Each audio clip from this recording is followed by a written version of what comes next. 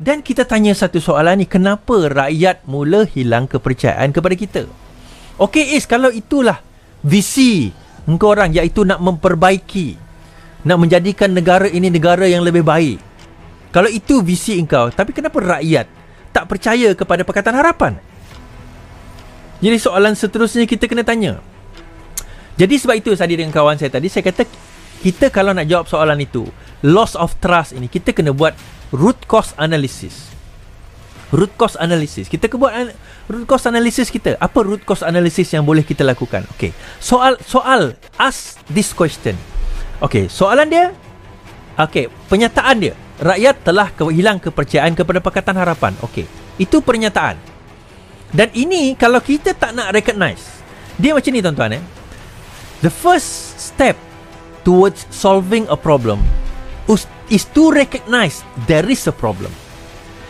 Langkah pertama untuk kita nak menyelesaikan satu masalah ialah kena mengakui yang kita ada masalah.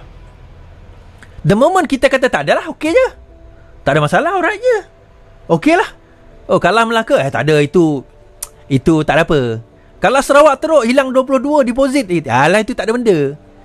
Kalau kita rasa macam tu, then kita tak akan boleh bergerak untuk menyelesaikan masalah, and we are going for our own demise. Kita sendiri yang akan kita akan menuju kepada kekalahan demi kekalahan je lah. Itu je lah. Dan hanya kita boleh tengok daripada jauh je lah. Now, kita kena pertama recognize bahawa rakyat hilang kepercayaan kepada Pakatan Harapan. Setuju atau tak setuju? Setuju atau tak setuju? Dan suka tak boleh nak jawab kat sini kan. Setuju atau tak setuju? Kita kena jawab soalan tu dulu. Dan pilihan raya PRK, PRN telah membuktikan dakwaan tersebut. Jadi kalau itu yang berlaku, soalan seterusnya, kalau kita kata okey, betul, setuju Is. Okey, setuju. Kalau dia kata tak setujulah. Okey, kalau tak setuju, habis kat situ, bye-bye. Habislah. Selesailah masalah. Teruskanlah buat apa yang kau nak buat. Tapi dia kata okey, Is, setujulah. Okey, fine. Fine. Okey. Alright, so apa kena buat? Dan sebelum kita tanya apa kena buat, kita kena gali dulu soalan dipanggil root cause analysis ni. RCA, root cause analysis. Root cause analysis kita tanya, okey, rakyat telah hilang kepercayaan kepada kita. Okey, soalan kita, kenapa rakyat hilang kepercayaan kepada kita? Itu soalan yang pertama. Kita tanya, kenapa, why rakyat hilang kepercayaan kepada kita? Okey, kita kajilah. Yang pertama dulu, sebab 22 bulan kita memerintah. Dalam pada 22 bulan kita memerintah itu, kita banyaklah. Okey, kita tengok. Kita kena tengok dia banyak 22 bulan kita memerintah, dia kata. Now, kita tanya soalan seterusnya.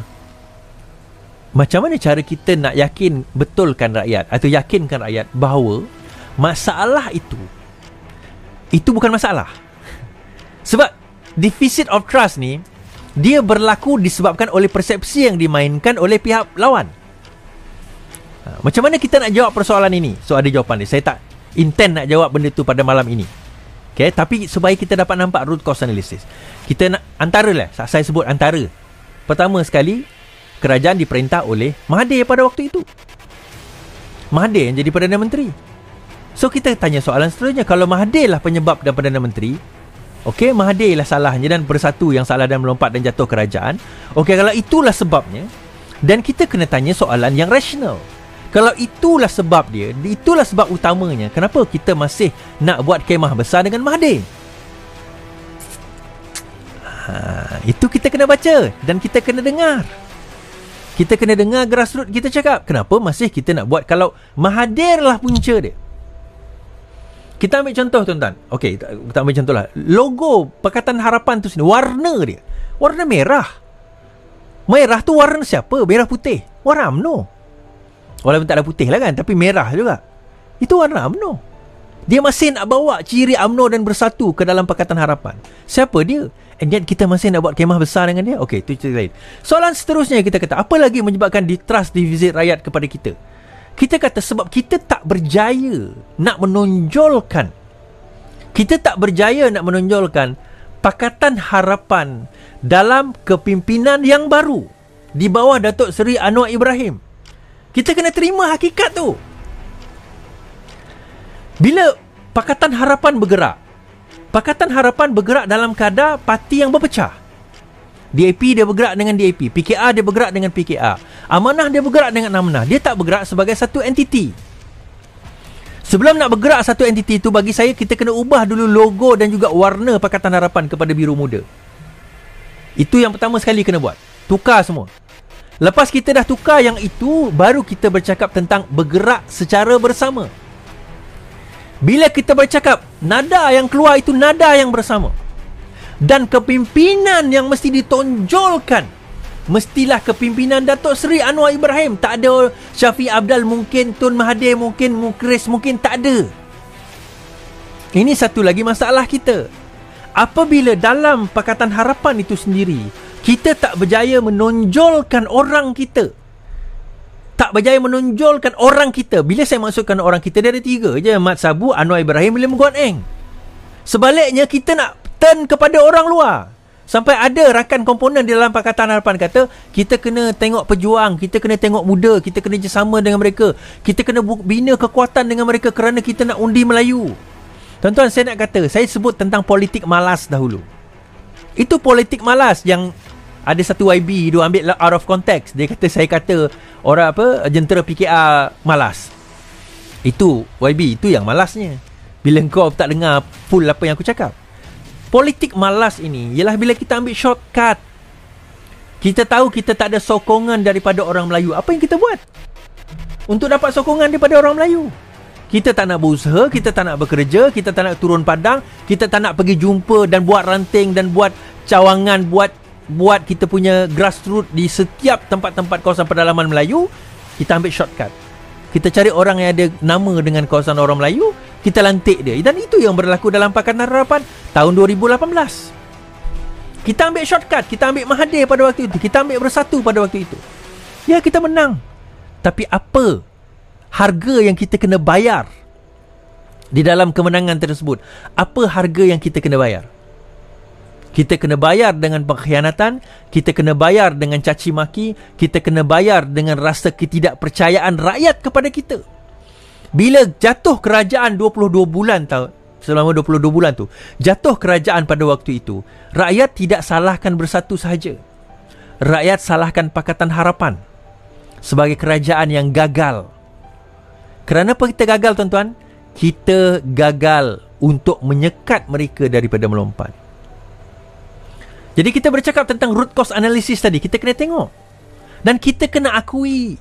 Supaya apa? Bukannya supaya kita nak boleh hukum orang-orang yang mengkritik ni. Supaya kita boleh berfikir, rancang balik strategi. Kalau ini masalahnya, jadi kita kena buat apa Itu strategi. Kepimpinan Parti Keadilan itu sendiri kena dirombak. Kena dirombak. Rafizi dah sebut dalam ucapan beliau sewaktu pemilihan parti.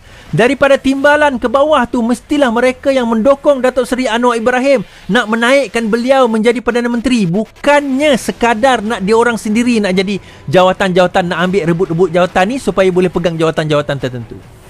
Tetapi buat kerja tak nak. Disuruh orang lain yang buat kerja. Grassroots tak nak buat. Penerangan tak dibuat dengan betul. Turun ke bawah pun tak nak. Berkempen tak nak.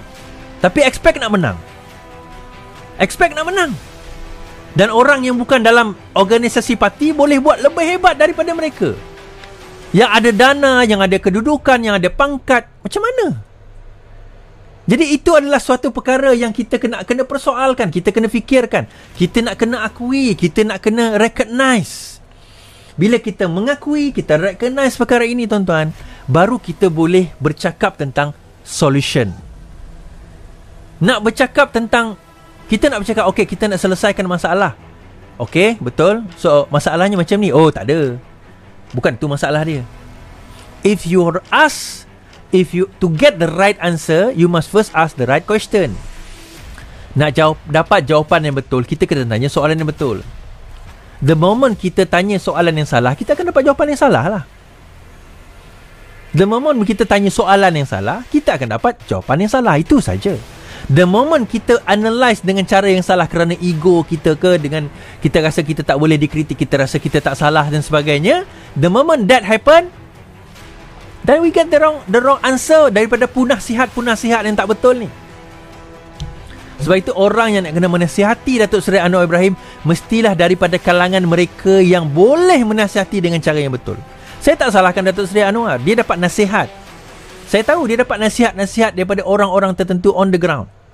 Dia sebagai pemimpin atasan, dia tak perlu go on the ground bercakap dengan setiap orang setiap masa.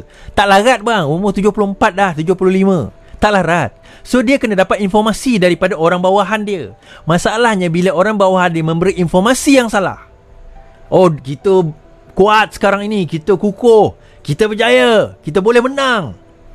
Tengok, upset, kosong terus, langsung kerusi tak boleh menang.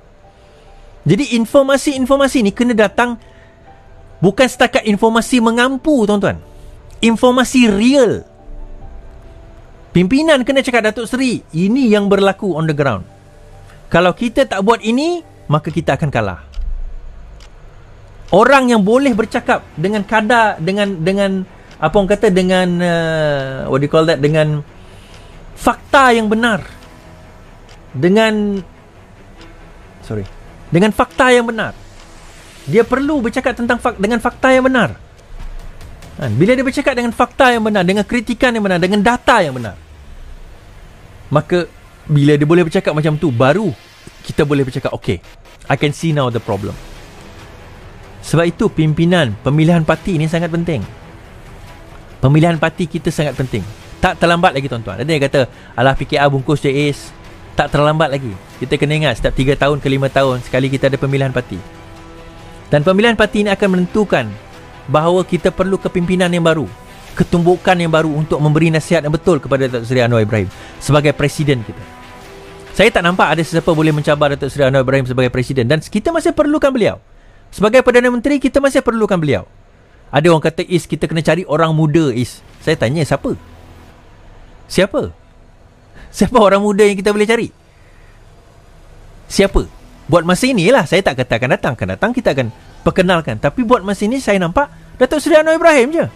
Tetapi yang kedua, ke bawah itu, kita kena lantik orang yang betul. Siapa orang yang betul tu, Is? Itu soalan yang betul.